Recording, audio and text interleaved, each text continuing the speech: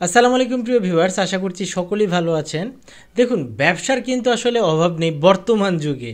আপনি ইউটিউব বা ফেসবুকে যদি একটু সার্চ করেন, দেখবেন হাজার হাজার লক্ষ লক্ষ ব্যবসার আইডিয়া। সবাই সবার মতো কিন্তু ব্যবসার আইডিয়া শেয়ার করছে বা ব্যবসার প্ল্যান শেয়ার করছে। কিন্তু এত এত ব্যবসার আইডিয়ার ভিতর আপনাকে খুঁজে বের করতে হবে আপনার জন্য কাঙ্ক্ষিত ব্যবসা কোনটা। আর এটার জন্যই আপনাকে ব্যবসা নিয়ে রিসার্চ করতে হবে, আপনার প্রতিটা ব্যবসা সম্পর্কে জানতে হবে।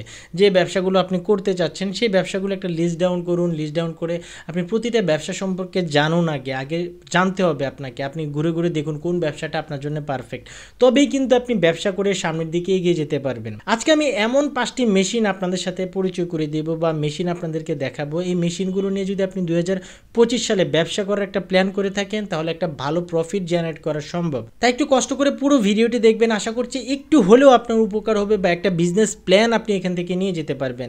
আর অবশ্যই কিন্তু আমার চ্যানেলটি সাবস্ক্রাইব করতে ভুলবেন না। এক নম্বরে আমি যে মেশিনটি রেখেছি সেটা হচ্ছে বিভিন্ন ধরনের রিসাইকেলিং মেশিন। রিসাইকেলিং ব্যবসায় কিন্তু প্রচুর প্রচুর লাভ করা সম্ভব, তবে এই ব্যবসায় যেমন লাভ রয়েছে তেমন কিন্তু পরিশ্রম করতে হবে আপনাকে।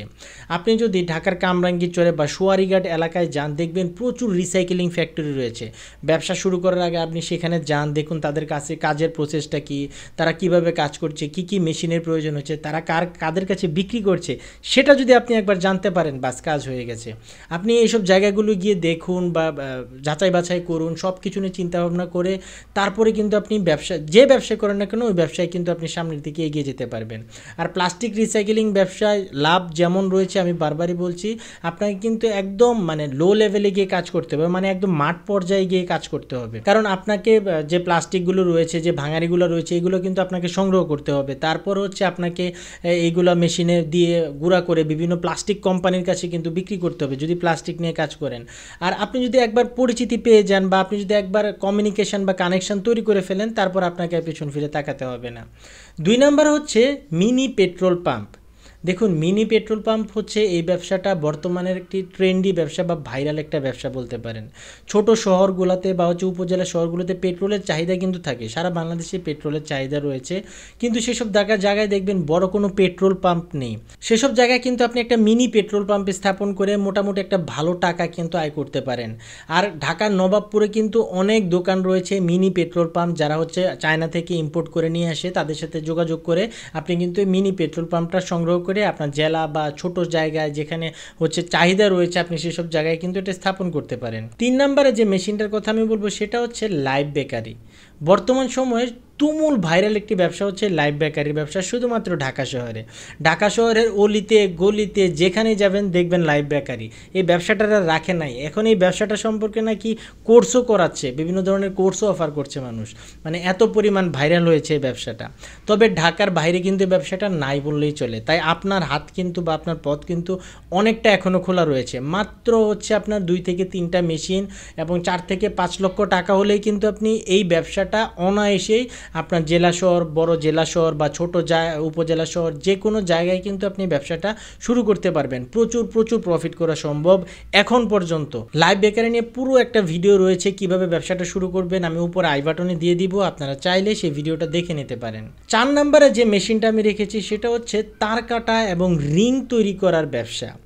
দেখুন, এখানে কিন্তু 2টা মেশিন রয়েছে এবং 2টা ব্যবসা কিন্তু আপনি করতে পারবেন।